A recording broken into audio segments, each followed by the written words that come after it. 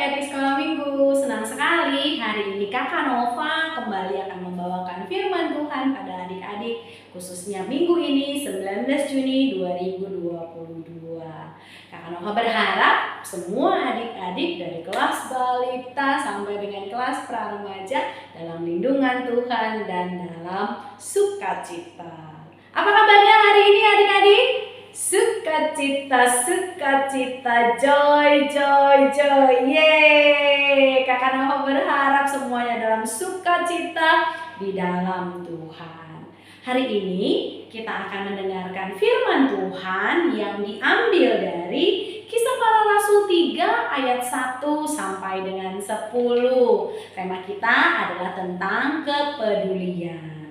Nah, hari ini kita akan mendengarkan cerita bagaimana Petrus, murid Tuhan Yesus, peduli terhadap seorang lumpuh yang akan kita baca dalam Kisah Para Rasul 3 ayat 1 sampai dengan 10. Kakak Nova berharap semua adik-adik sudah siap untuk mendengarkan firman Tuhan, siap juga dengan Alkitabnya. Mari kita buka Alkitab kita. Lalu kita akan membaca bersama-sama. Kakak Nova akan bacakan buat kita semuanya. Adik-adik mengikuti ya di rumah. Kisah Para Rasul 3 ayat 1 sampai dengan 10. Judul perikopnya adalah Petrus menyembuhkan orang lumpuh. Mari kita baca bersama-sama. Petrus menyembuhkan orang lumpuh. Pada suatu hari menjelang waktu sembahyang, yaitu pukul 3 petang, naiklah Petrus dan Yohanes ke bait Allah. Di situ ada seorang laki-laki yang lumpuh sejak lahirnya sehingga ia harus diusung. Tiap-tiap hari orang itu diletakkan dekat pintu gerbang bait Allah yang bernama Gerbang Indah untuk meminta sedekah kepada orang yang masuk ke dalam bait Allah. Ketika orang itu melihat bahwa Petrus dan Yohanes hendak masuk ke bait Allah, ia meminta sedekah. Mereka menatap dia dan Petrus berkata, "Lihatlah kepada kami." Lalu orang itu menatap mereka dengan harapan akan mendapat sesuatu dari mereka. Tetapi Petrus berkata, "Emas dan perak tidak ada padaku, tetapi apa yang kupunyai kuberikan kepadamu. Demi nama Yesus Kristus, orang Nazaret itu berjalanlah." Lalu ia memegang tangan kanan orang itu dan membantu dia berdiri. Seketika itu juga kuatlah kaki dan mata kaki orang itu. Ia melonjak berdiri, lalu berjalan kian kemari dan mengikuti mereka ke dalam bait Allah. Berjalan dan melompat-lompat serta memuji Allah. Seluruh rakyat itu melihat dan dia berjalan sambil memuji Allah. Lalu mereka mengenal dia sebagai orang yang biasanya duduk meminta sedekah di gerbang indah bait Allah, sehingga mereka takjub dan tercengang tentang apa yang telah terjadi padanya. Demikianlah firman Tuhan dalam perikop Kisah Para Rasul 3 ayat 1 sampai 10, bagaimana Petrus menyembuhkan orang lumpuh. Jadi Petrus ini dan Yohanes, murid Tuhan Yesus, suatu hari mereka pergi ke bait Allah. Nah, pada saat mereka pergi ke bait Allah, di sana dikatakan tadi apa? Ada seorang lumpuh yang tiap-tiap hari karena dia lumpuh dia tidak bisa berjalan. Tiap-tiap hari diantar sama orang ke depan pintu bait Allah yang bernama apa tadi? Gerbang Indah. Nah, bait Allah ini, di Gerbang Indah ini mereka diletakkan oleh teman-temannya, ada yang bantuin dia sampai ke sana karena dia lumpuh, dia tidak bisa jalan sendiri. Lalu di sana dia ngapain tadi ya? Akan meminta-minta kasihan dari orang-orang yang lewat atau orang-orang yang akan pergi ke bait Allah. Nah, karena Petrus melihat pada saat itu, kita baca kembali ya. Mari kita baca kembali ayat keempat. Coba ayat keempat kita baca 4 dan 5 ya. Mereka menatap dia dan Petrus berkata. Jadi Petrus dan Yohanes melihat orang yang lumpuh tadi dan merasa kasihan. Dia mau peduli. Seperti tema kita minggu ini, kita mau belajar tentang Petrus yang peduli kepada orang yang lumpuh dalam cerita ini. Lihatlah kepada kami.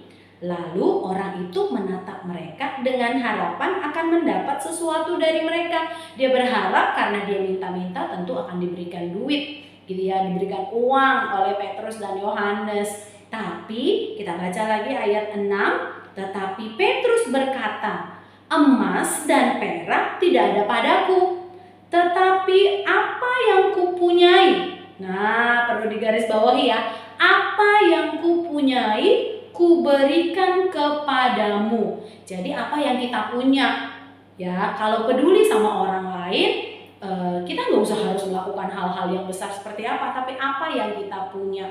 Dan pada saat ini Petrus dan Yohanes tidak punya emas dan perak, tapi Petrus bilang, aku akan berikan apa yang aku punyai.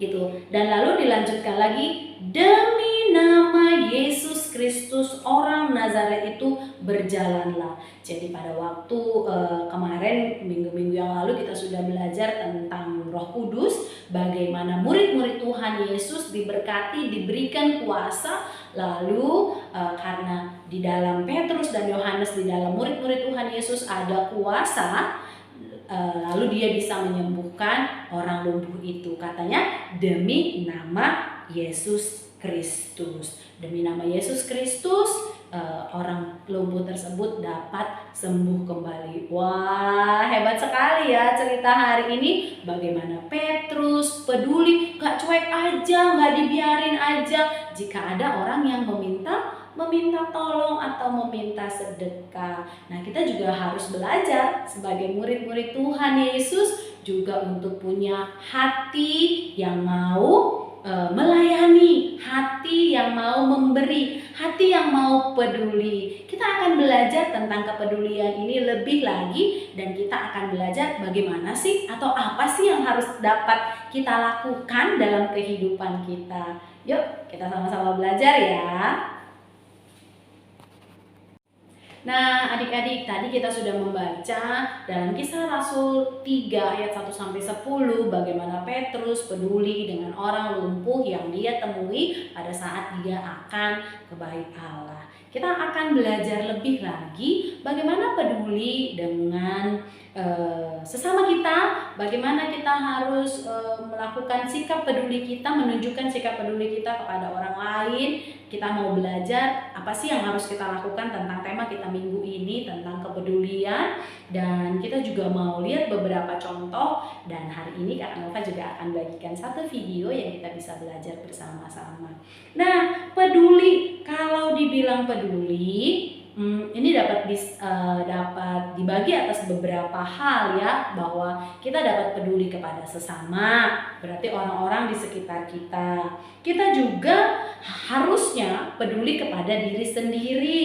Lalu, kenapa sih kita harus peduli? Karena seperti yang tadi sudah dikatakan, bahwa murid-murid Tuhan Yesus peduli kepada orang lain, peduli kepada sesamanya, peduli kepada lingkungannya. Kenapa? Karena sebenarnya Tuhan Yesus itu adalah Tuhan Yesus yang peduli juga terhadap kehidupan kita. Ya, jika kita mau lihat peduli kepada sesama,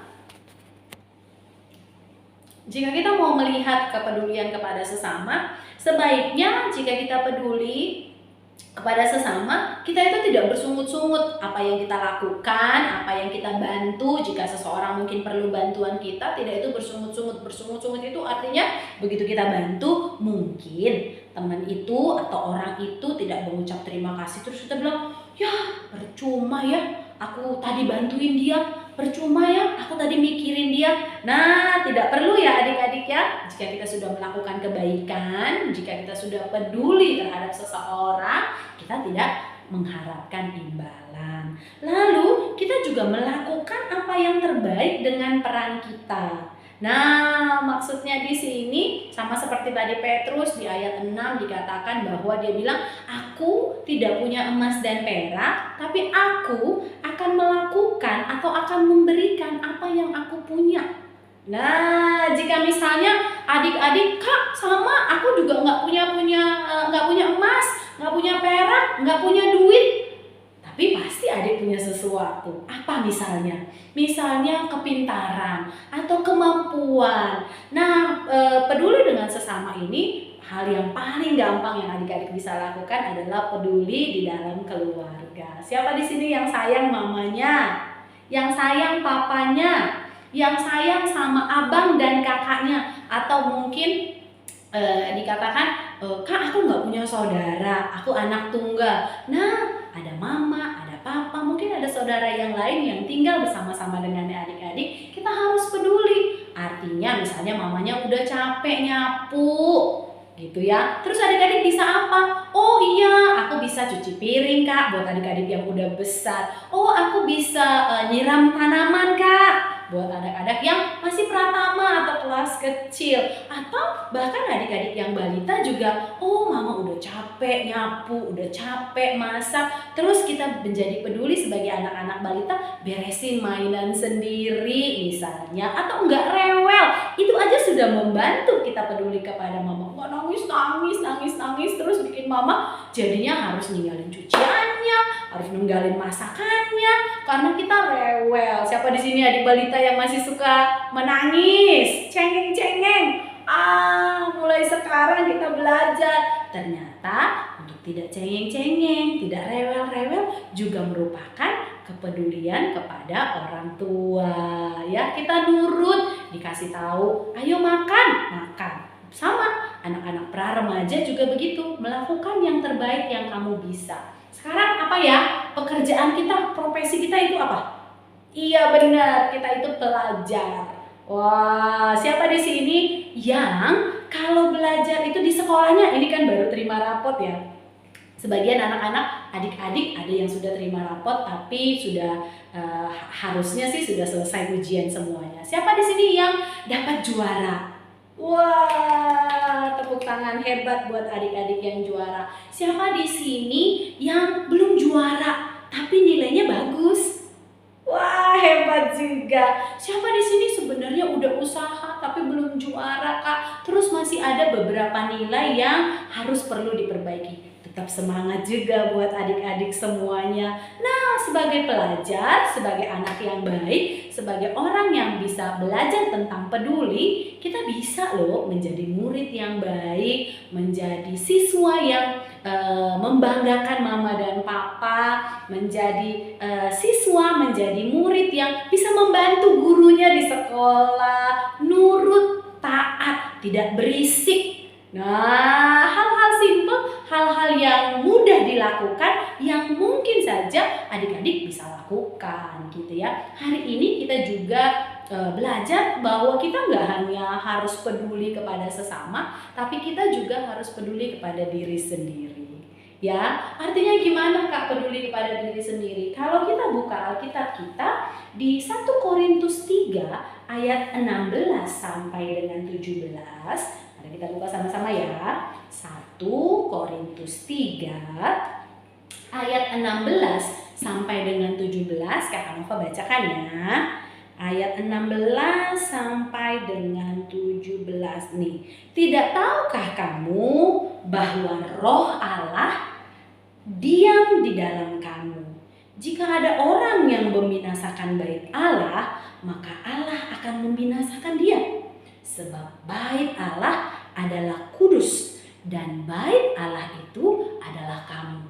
Jadi adik-adik tahu bahwa hidup kita ini, tubuh kita ini adalah bait Allah. Adik-adik tahu apa itu bait Allah? Bait Allah berarti rumah Tuhan.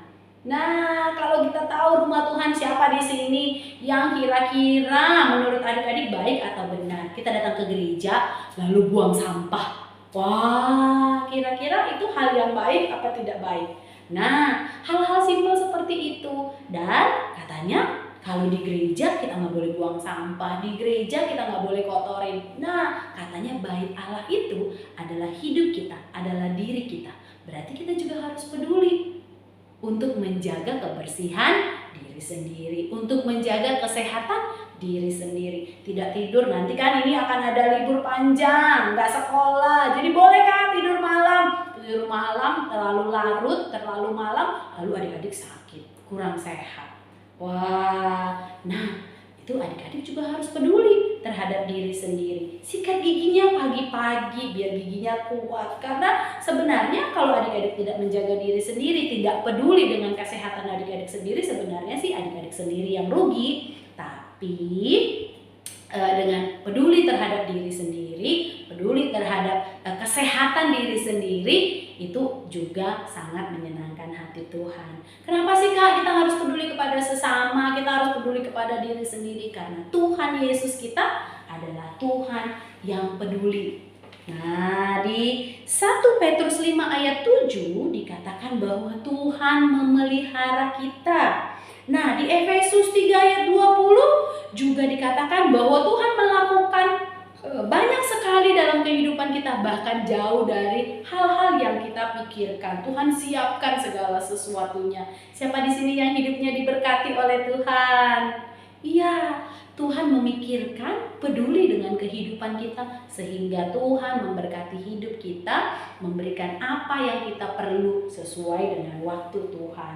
Dan di Filipi 4 ayat 6-7 juga dikatakan bahwa kita diberikan damai sejahtera. Damai sejahtera itu adalah ketenangan hati, kemauan, kesukacitaan kita dalam melayani Tuhan, dalam melakukan hal-hal yang kita perlukan dalam kehidupan kita. Dan yang paling penting lagi adalah kita harus seperti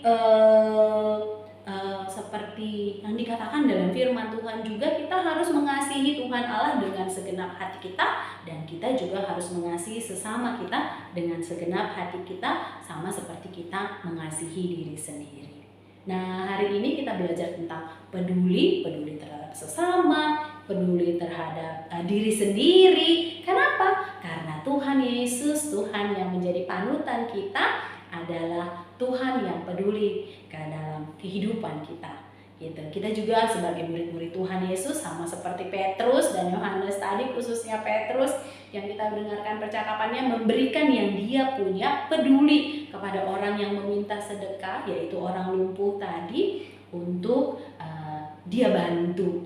Ya, kita juga mau menjadi anak-anak Tuhan Yesus yang mencerminkan sikap dan tingkah pola kita dari pembicaraan kita, dari perkataan kita, dari apa yang kita lakukan untuk menyenangkan hati Tuhan, mencontoh Tuhan. Karena Tuhan sudah terlebih dahulu peduli kepada kita, jadi kita juga sebagai murid-murid Tuhan Yesus harus peduli kepada orang-orang di sekitar kita dan juga kepada diri kita sendiri.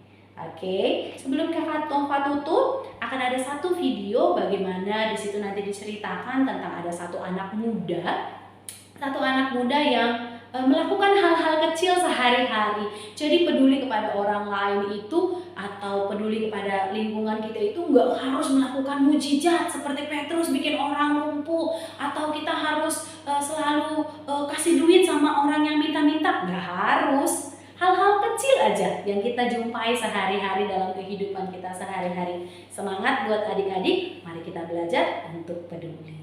Semoga firman Tuhan hari ini memberkati adik-adik, dan adik-adik juga dapat melakukannya dalam kehidupan kita. Kakak Nova belajar banyak hari ini tentang peduli.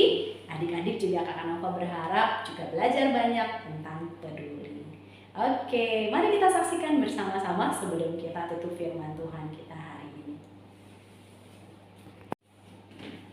Wah, hebat sekali ya pemuda tadi ya. Jika dia bisa, adik-adik juga bisa. Ya, melakukan apa hal-hal kecil yang di sekitar kita. Harus lebih peka, harus lebih peduli lagi dari sekarang. Kita mau tutup dalam doa firman Tuhan kita hari ini. Mari kita bersatu di dalam doa. Lipat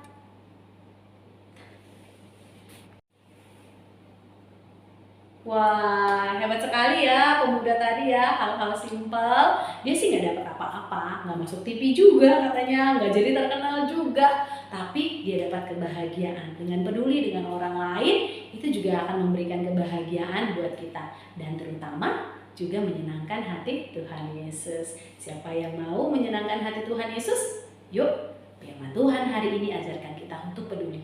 Mari kita peduli terhadap sesama kita, terhadap diri kita sendiri, karena kita tahu itu yang Tuhan Yesus inginkan dalam kehidupan kita. Amin. Mari kita bersatu di dalam doa. Bapak yang baik, terima kasih Tuhan Yesus. Jika sebentar tadi kami sudah belajar dari Petrus, bagaimana ia peduli terhadap orang lumpuh yang meminta-minta di bait Allah Tuhan Yesus. Kami juga sebagai murid Tuhan Yesus, kami juga mau Tuhan Yesus untuk belajar, untuk peduli terhadap sesama kami, orang-orang di sekitar kami, orang tua kami, kakak kami, abang kami, adik kami, orang-orang yang berinteraksi dengan kami. Tuhan Yesus, kami mau Tuhan yang mau bantu kami untuk bisa peduli, menjadi orang-orang yang peduli, menjadi orang-orang yang menjadi anak-anak yang peka terhadap apa yang terjadi dalam lingkungan kami, dan mau melakukan yang terbaik yang kami bisa. Tuhan Yesus, Tuhan yang mau berkati, Tuhan yang mau sertai, Tuhan yang mau berikan kami kekuatan agar kami bisa bertumbuh menjadi anak-anak yang hebat, anak-anak yang sehat, anak-anak yang peduli, anak-anak yang menyenangkan hati Tuhan Yesus senantiasa dalam kehidupan kami. Terima kasih Bapa yang baik untuk firman Tuhan hari ini. Tuhan yang mau berkati agar kami dapat mengingatnya dan dapat melakukannya dalam kehidupan kami. Terpujilah Engkau Tuhan dari sekarang sampai selama-lamanya. Amin.